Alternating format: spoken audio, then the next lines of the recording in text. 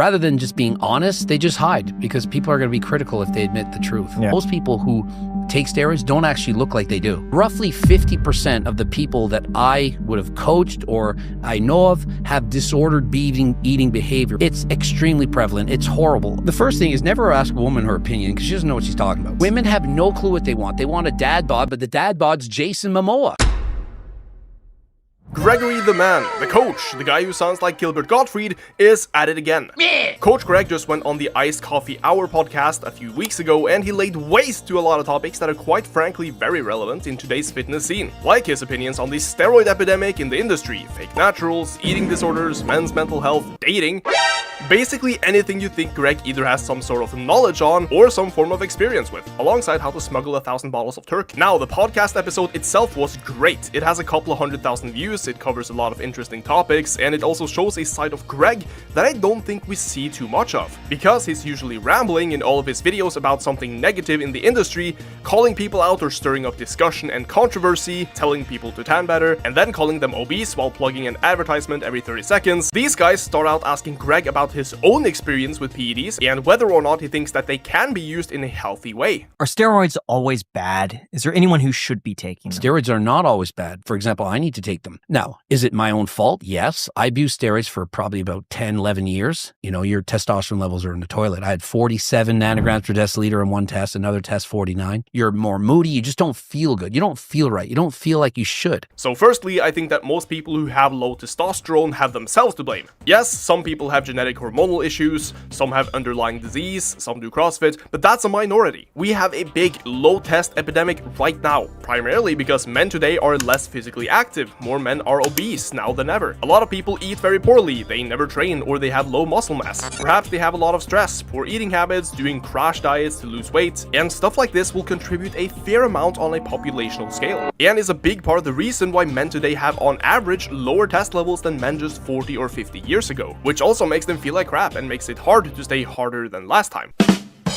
But in cases like Greg and people who start experimenting with PEDs, regardless of why you started using them in the first place, is that you can't just cut out the steroids once you feel like it. They're like that one crazy ex who doesn't leave you alone. Once you're on them and you've taken them for a while, you're in it for the long game, because you're essentially killing your own testosterone production, and now your body realizes that it doesn't have to make as much on its own. Meaning, you might need years of testosterone replacement therapy, which is when you take testosterone synthetically to have levels within a normal range. And like Greg says, his levels were off the charts low after abusing them for years. And we've seen this with a lot of guys on PEDs who stopped taking them, or people who have gotten insanely lean as naturals. Then they start feeling like trash, their libido goes down, they lose a lot of muscle, and that's when many consult a doctor to get on a prescription. And TRT has sort of become the new natural for a lot of people. Guys like Alex Eubank say that they're on TRT to get their testosterone into the normal range. It's gonna make me look phenomenal here in a few weeks. But they end up going way above that into supraphysiological levels. I got my testosterone results back 3 months ago, whatever. It was like 2 months into taking it, and my testosterone results were way too high. They came back at like 1,500 total tests, which was way higher than I wanted to be at. But Greg also has a decent take on this crash that a lot of people on PEDs experience. But when you go off of them, it's the opposite effect. I compare it to you get drunk and you feel really good and it's amazing, then the next morning you wake up and you're hungover with a headache.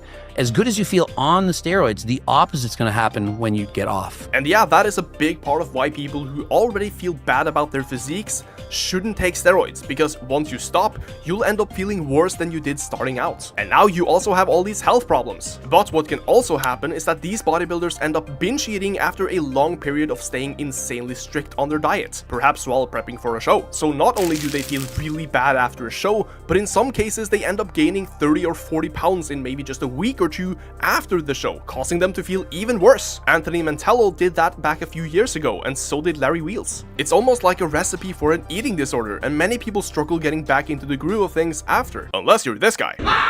And yes, eating disorders in the fitness industry are much more common than you might expect. And Greg also touches on this. I wish he would touch me.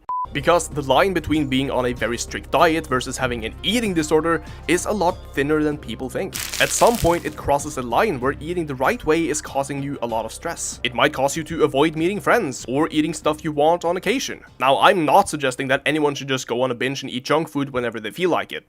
But having something you enjoy in moderation is never bad, especially if you want your diet to be sustainable. Oh, I'm gonna have so much fun with this binge eating disorder of mine. It's so exciting.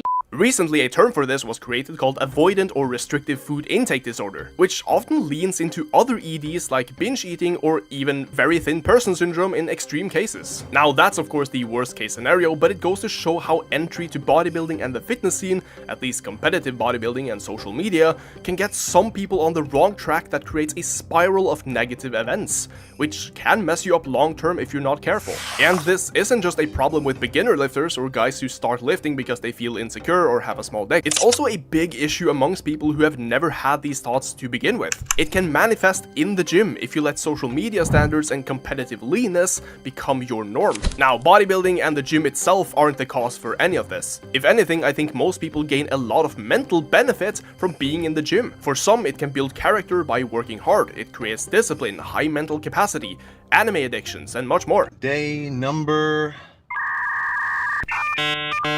leg day. For some, it's a social thing, but the combination of social media setting you up with insanely high expectations, the diet scene where every piece of information you hear seems to be conflicted, the high expectations set by being maybe insanely lean once in your life, feeling like you need to eat a certain way, otherwise you're wasting your time, all of these add up and can eventually cause you to end up with bigorexia, or some form of disordered eating that follows you for a long time. For some, and probably most people, the gym and lifting is just about having fun, and I myself love training to get bigger and stronger. I'm just not stressing about it 24/7, and that's probably the case for most people. But a lot of people tend to let these things control their lives. You don't like going on vacations if you can't train. You don't like eating out because you're afraid it'll mess up your progress. You might even be afraid to take your shirt off at the public beach because you're not single-digit body fat, or you're scared that some guy with a PhD might come and touch you inappropriately. And you might feel like a failure because social media influencers look better than you or can lift more than you. And Greg manages to tie this into the dating scene as well, because not only are you getting screwed over by the unrealistic expectations of social media, now you have to deal with people in real life who also have these messed up expectations. Can you rate this guy's physique to me, then? 10. Can't see it. The fact that somebody like Chris Bumstead, a 6-time Mr. Olympia, could ever be considered a dad bod is beyond me. The guy probably sits at 260 pounds and 12% body fat at most in the offseason. A physique no natural man could ever hope to achieve. But it can somehow be perceived as the same physique as that of a regular ass dad. It's crazy because this can also verify what a lot of young guys are thinking. That their physiques are mediocre and that they need to take copious amounts of PEDs to even get remotely close to what other people might find attractive, even though in reality girls would rather go for a leaner and more athletic physique.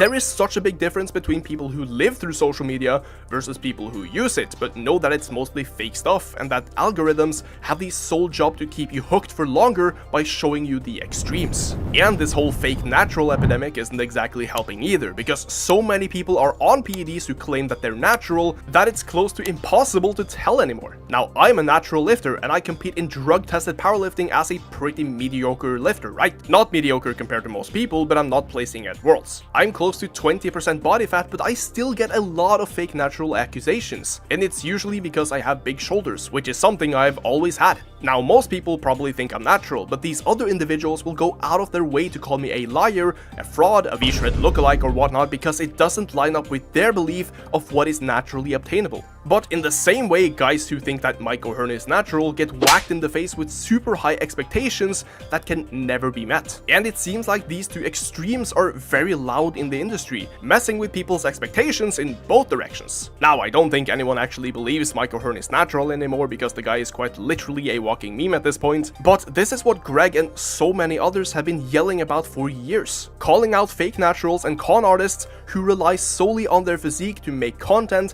and sell programs, or they use their physiques to post misinformation to make you think that you're clueless. But I do think that most people understand these things, many just don't like to hear it from Greg. But all these takes are pretty darn solid in my opinion, and by knowing how the fitness industry and social media works, you can become more resistant to seeing others with better physiques. You can enjoy your own journey a lot more and steer away from PEDs, getting body dysmorphia, and just enjoying the journey. Another thing which I personally like to add is to have a specific goal to chase that isn't related to how you look. It could be something like a strength goal, either a new bench max, a squat max, a 10 rep max. It'll probably get hard around 15, I think. A pull-up AMRAP, or something like cardio goals, running a certain distance. Maybe you're into calisthenics and want to learn new moves. Or maybe you like martial arts. It could be anything.